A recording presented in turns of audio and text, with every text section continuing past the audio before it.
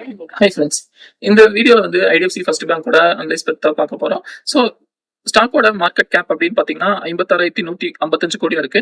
So last trading price வந்து ரூ. 75 trade ஆயிட்டு இருக்கு. 52 வீக் ஹைன்னு பார்க்கும்போது ரூ. 101 அண்ட் லோன் பார்க்குறப்போ ரூ. 70 இருக்கு. ஸ்டாக்கோட பி வந்து 19.7. கரெக்டா வந்து ஃபேஸ் வேல்யூ வந்து 10ல இருக்கு. ஸோ இப்போ ரீசெண்டா வந்து ஐடிஎஃப்சி ஃபர்ஸ்ட் பேங்க்கையும் மெர்ஜ் பண்றதா சொல்லியிருந்தாங்க. ஸோ அந்த டைம்ல வந்து ஸ்டாக் வந்து ஓரளவுக்கு நல்லா ரேலி ஆச்சு. ரூ. 101 வரைக்கும் போச்சு. நெக்ஸ்ட் வந்து ஸ்டாக்கோட ரீசன்ட் குவார்டர்லி ரிசல்ட்ஸ்க்கு அப்புறம் எல்லா பேங்க் ஸ்டாக்ஸுமே வந்து நல்லா டவுன் ஆச்சு. இப்போ வந்து ரூ. 101 அந்த மாதிரி பிரைஸ் ரேஞ்சில இருந்து ரூ. 70 அப்படிங்கிற லோக்கு போச்சு. அதுக்கப்புறம் வந்து இப்போ ஸ்டாக் வந்து கரெக்டா ரூ. 75 அப்படிங்கிற மாதிரி பிரைஸ் ரேஞ்சில வந்து ட்ரேட் ஆயிட்டு இருக்கு.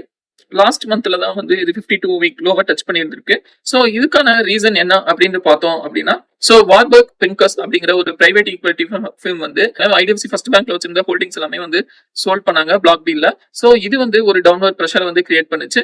அதுக்கப்புறம் வந்து 5 இயர் லோன் புக் க்ரோத் வந்து டவுனா இருக்கு. ஸோ இதுவும் வந்து ஐடிஎஃப்சி ஃபர்ஸ்ட் பேங்க் வந்து டவுன் ஆகிறதுக்கு ஒரு ரீசன். அதுக்கப்புறம் brokerage ஃபிர்ம் வந்து சிஎல்எஸ்ஐ அப்படிங்கிற brokerage ஃபிர்ம் வந்து ஐடிஎஃப்சி ஃபர்ஸ்ட் பேங்கோட அவங்களோட ரேட்டிங் வந்து டவுன் கிரேட் பண்ணாங்க, அவுட் பெர்ஃபார்ம் அப்படிங்கிற மாதிரி. ஸோ இது எல்லாமே வந்து ஒரு ரீசனாகவும் இருந்திருக்கு. ஸோ இப்போ ரீசெண்டா பாத்தீங்கன்னா இவங்க குவார்டர்லி ரிசல்ட்ஸ்ல வந்து ரீசன்ட் குவார்டர்லிஸ்ல 853 கோடி வந்து ப்ராஃபிட் கொடுத்திருக்காங்க. இதுவே வந்து 4 இயர்ஸ் 5 இயர்ஸ் முன்னாடி பாத்தீங்கன்னா -865 கோடியா இருந்தது. இப்ப வந்து 853 கோடி பிளஸ்ல கொடுத்திருக்காங்க.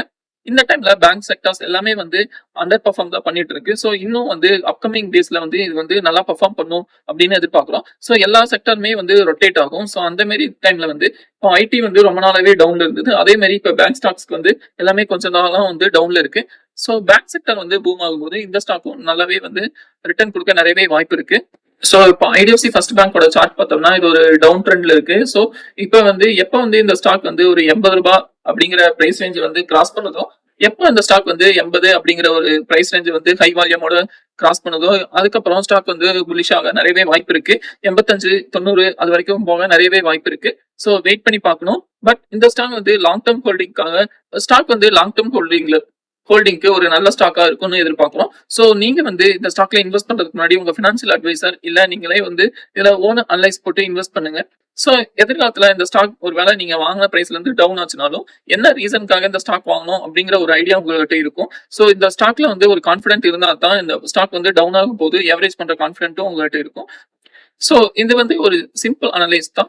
சோ உங்களுக்கு வேற ஏதாவது இதே மாதிரி சிம்பிளான அனலைஸ் வந்து ஏதாவது ஸ்டாக்கை பத்தி வேணும் அல்ல டீடைல் அனலைஸ் வந்து ஏதாவது ஸ்டாக்கை பத்தி வேணும் அப்படின்னா கீழே கமெண்ட் பண்ணுங்க. சோ அந்த பத்தி வீடியோ போட நாங்க ட்ரை பண்றோம். சோ நெக்ஸ்ட் வீடியோல சந்திக்கலாம். நன்றி, வணக்கம்.